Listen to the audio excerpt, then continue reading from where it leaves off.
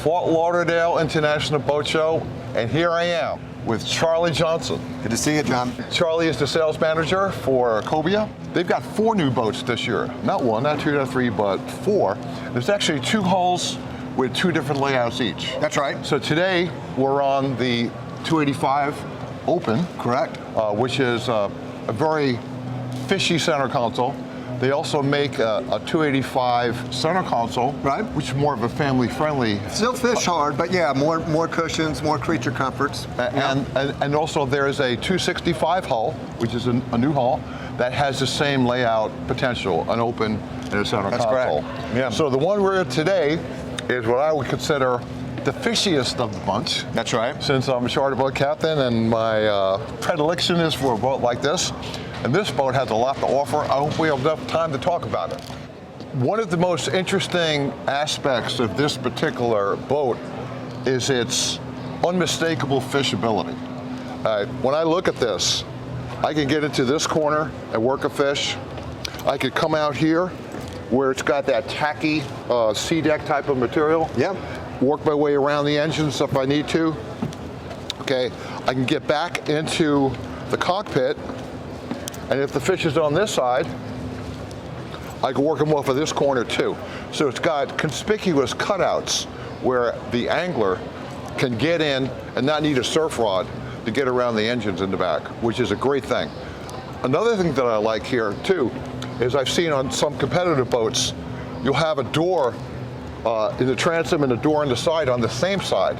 What I like about this one is that whichever way that fish is coming into the boat, if you decide to harvest it, you've got a wave gate on the port side, and you've got a midship gate on the starboard side. So whichever way you're working that fish to the end game, you've got a place to bring it in without having to turn the boat around or get the fish to come on the other side. That's right. Which is really good ergonomics as far as an engineering standpoint. Yeah, that's right. And you know, at Maverick, we've always been known for being super fishy, and that's who we are. That's in our DNA. And we design all these things into every boat. And we do that based upon our experience on the water and what we think, you know, accomplishes a good fishing boat, which is as little workarounds as possible, easy to get around the boat. Like you said, being able to maneuver fish around the back end of the boat, that kind of thing. Being able to take fish and get them right overboard and right into the big fish boxes with big openings, big lid troughs, all that kind of stuff. And yeah, that's what this boat is designed for sure. Some of the interesting touches on this too. You have a tow rail on this side. Correct. You have an extended cockpit length on the port side. The coaming bolsters here are great, and the cockpit depth for a guy who's 6'3" like me, it's a perfect height. I can lock my toes under, and I can get on over on one foot and wrestle a 200-pound tuna to boat side without the fear of going over the side and going for a swim with it. So this is something that's really cool.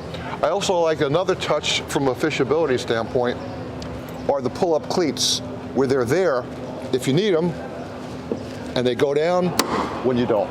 So that's pretty cool. There's one less thing to snag a line. Also too, we have a plethora of rod holders back here. I'm counting 5. We've got a 40-plus gallon pressurized Livewell. Yeah, with rounded corners, so you're not having that bump bait into the corners and blunt their noses. So it's oval, it's got rounded corners, it's got the pleasant blue background. That's right. Makes the bait nice and happy. Calm.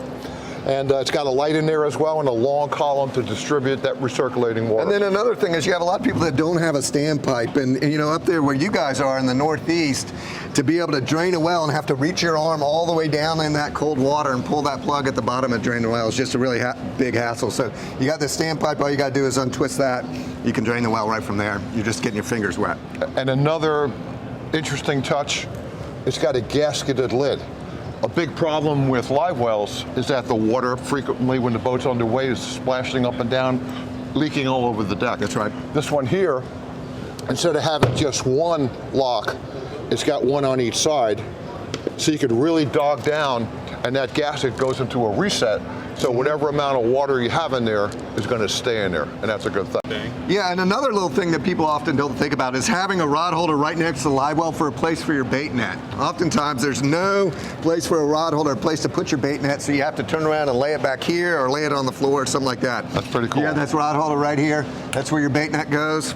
Get out another bait. What do we have here? Is that a cutting board? Just a little cutting. Yeah, it's also got a cutting board in it. Can be used for, cutting bait or just putting trash in or something like that. Just a neat little use of space. There are a bunch of, I think, really smart features that our engineers build into the boat to just make your day easier on the water. We have apparently a double wide bench seat. Charlie, why don't you show us how this works? Yeah, what I really like about it is just in this configuration, obviously, everything is hidden, all the cushions, that kind of thing. You're not going to get fish hooks into upholstery. You're not going to get blood on upholstery or anything like that. It's got a reverse layout, so a lot of times the application of this, the cushion's facing out. That's right. The cushion takes a beating, like Charlie said, but this is a great iteration where the cushion actually folds into it for protection. That's right. Fits 2 people, no problem. Super comfortable, but then easy to stow away and get back into fishing mode. That's all it takes. And then it's super clean back here, you can see. And there's a lot of usable cockpit space Tons back of here. cockpit space. That's why we call it the open. I mean, this boat is 911 beam, so really beamy for its length, and great utilization of space, just wide open. Right, so talking about the beam and the hull, I know it has a 21-degree aft dead rise. Correct. And the roomy beam, the extra wide beam, typically a boat of this size, you're still looking at an 8.5 or 9-foot beam. The fact that you guys are going even wider than that just creates a lot of buoyancy back here, creates a lot of really elbow room, a lot of usable space. Tell me about who designs this boat. Yeah, with a naval architect out of Virginia Beach, Virginia, who's designed pretty much all our stuff through the years, and obviously all our brands are known for great running characteristics. He does a really good job for us. Not only, we really like that 21 degree dead rise because we feel it's a great compromise between, cuts waves really well, but it gives a lot of stability. Especially in this hull width. That's right. Right. Yeah, and then far forward bow stem, so really utilize the overall length of the boat. This boat is 28.5 feet, and so and that whole length goes pretty much the complete distance of that LLA. When it's time to take fish home, this Cobia 285 Open leaves no stone or no shell unturned in this case. Yeah, right. We have not 1, not 2, not 3, but we have 4 fish boxes. All macerated, I know all we've insulated. got an extra long one on the port aft. That's right. It's going to be about 50 gallons. Port starboard's about 40. Yeah. And as far as the midship fish boxes, they're a little bit more than 30 gallons each. They are under the cockpit sole. So Charlie, how do they drain? They get macerated. There's a lot of really interesting things going on here at the Leaning Post rocket launcher. Let's take a deeper dive and see what's happening. The first thing that comes to mind here is that there's no shortage of rod holders. Between the 6-pack that we have here on this powder-coated aluminum framework, we've got another 5 up here in the hardtop and 2 that go outboard. So, I mean, let's do the math. 6 and 7 is 13 rod holders right here. And if you have a frosty beverage, cup holder, cup holder. Now let's take a look under here. So this looks like just a nice little cubby storage area. Yeah, you can use it as a cooler if you like as well. Okay. Under the small one here, Little sink, freshwater pop-up. sink. Yeah, great place to do rig baits, that kind of thing. Wash them off, or spent baits. What I like to do is you spent baits, bring them in, rigs or whatever. Wash them off in there and throw them in here, let them dry off, and then you can throw them back in your tackle bag later. This is a great feature here too. There's never a shortage of handrails on a boat. Absolutely. So you can put a hand here when you're underway. You could put a hand down here. If you're sitting here, you could also reach out, to get up from the bench seat. But then I see this very large space at the aft end of the leading post. And oh wow, look at this.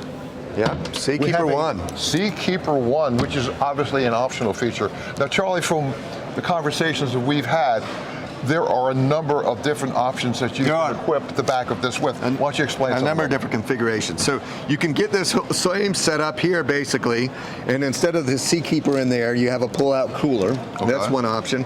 And then you also have another grouping sort of options that allows you to do more of a tackle storage, that sort of thing. Yeah. And then you also have a combo tackle storage with a pull-out cooler as well. So a bunch of different variations you can do. That's pretty cool, because if this is going to be a fishing boat, having sort of like a focused, easy to locate tackle center, I think is paramount to the mission of the boat. That's correct. So it's a perfect space, to keep that. But once again, if stability underway is important as well, especially when you're not traveling at speed, when you're drifting or trolling, the Seakeeper will do a marvelous job to give you a level keel. That's correct. And balance, out on the brine. And this same whole assembly works on our 265 as well, so we can offer that Seakeeper on the 265 as well. That's pretty cool. Yep. Now that we've seen what this looks like, let's go to the helm and take a closer look.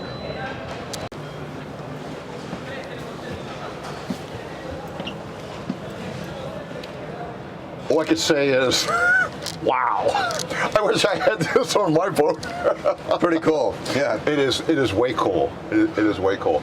So what we have here is a very substantial aluminum lattice work as far as keeping this fiberglass hardtop totally in place when underway, even in rough seas. Once again, we have the requisite handholds here, here, over here. And we have a steering wheel that you can adjust. Tilt wheel. So if you're standing, sitting, or somewhere in between, there are a number of different angles that you could set up the steering wheel. I'm counting at least 5 different angles for that, which is really cool. These standard Cobia bolsters are great for when you're leaning into it. And if you want to bring it down, you can hop up. Yeah, and you have another footrest right there. And that, I was about to say that, if you take a look, depending how tall, short, how long your legs are, or how much elevation you need to have, you have 2 different levels of footrest. That's right. Yeah, super comfortable, and they're independent, these 2 seats, so just because, you might be 6'3", your passenger might be 5'5", or whatever it may be, they can adjust and this whole seat set up to make fit for their comfort perfectly. And we're looking at some really big screen Garmin displays. Yeah, you can put up to dual 16s up here. These are 16s? I believe those are 16s. We have the twin Yamaha controls. Now, Charlie, let's talk power on this one for a second.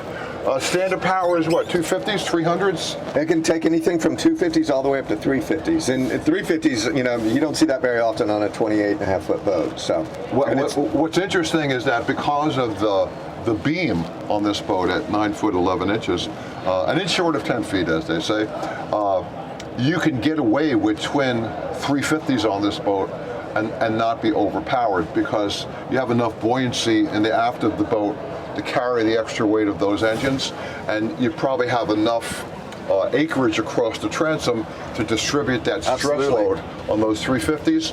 So this is a boat where if this was an 8 foot 6 inch beam, you'd probably be limited to the 300s.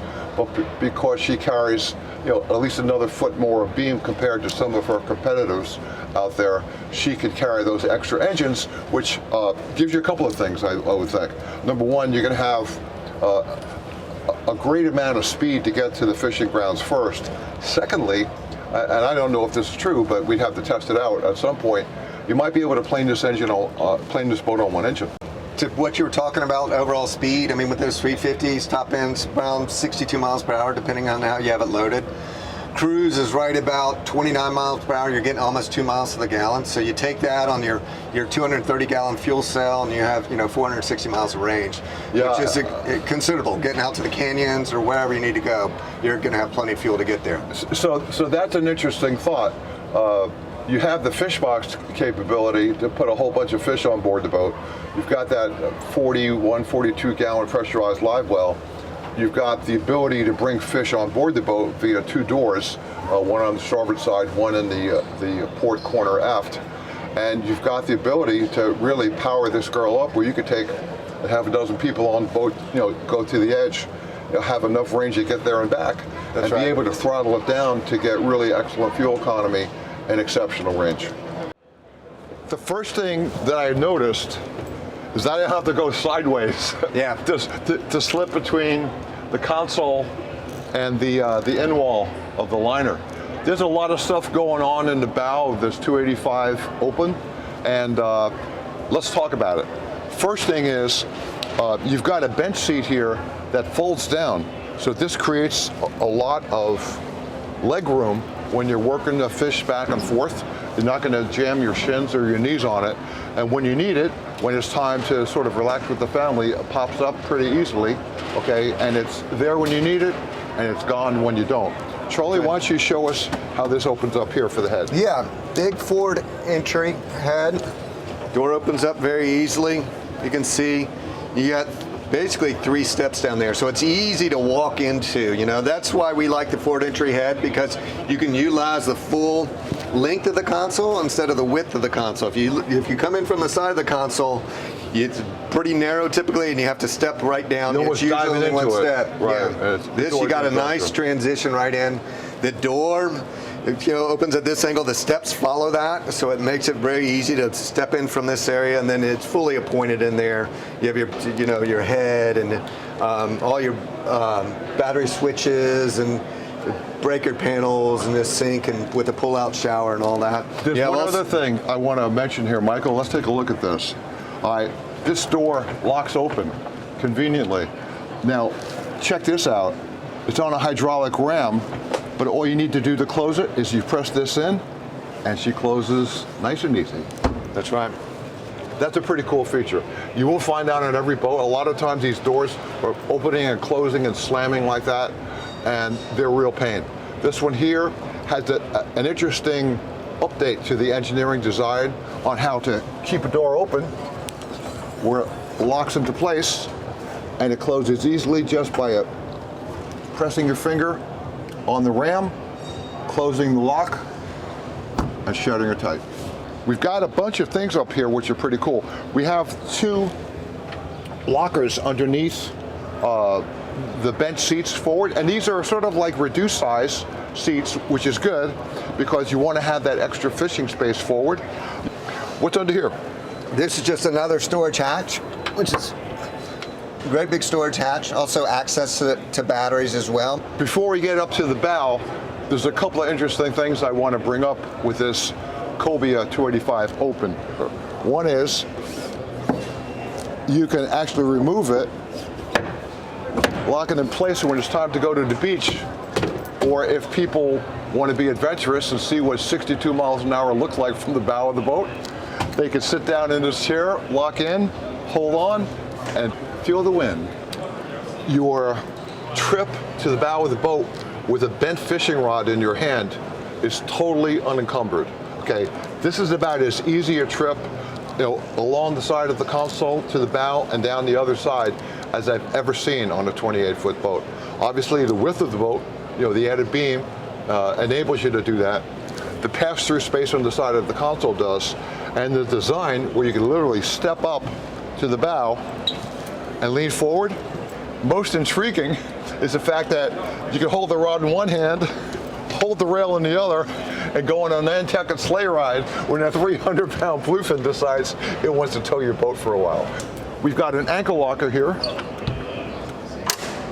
The days of the bow pulpit are long over. The through stem anchoring system with a chute that keeps the anchor inside of the profile of the bow is definitely the best way to stow an anchor, no doubt about it. And this Cobia got the revelation a while back and decided it was going to use that anchor chute system for this particular boat. I will give it double thumbs up. So to summarize what we've learned here today with Charlie, the Cobia 285 Open is one really interesting fishing boat. It's got the beam, it's got the range, it's got the hull design, and it's got the ergonomic efficiency and accoutrements on a boat that it's hard to find on a competitive 28-footer, especially at the price point that Cobia is getting for this boat. These are great boats for the money, and you know what? If you're into a canyon running sports fisher, okay, it's got plenty of room and plenty of range. This is one boat that should be on your checklist.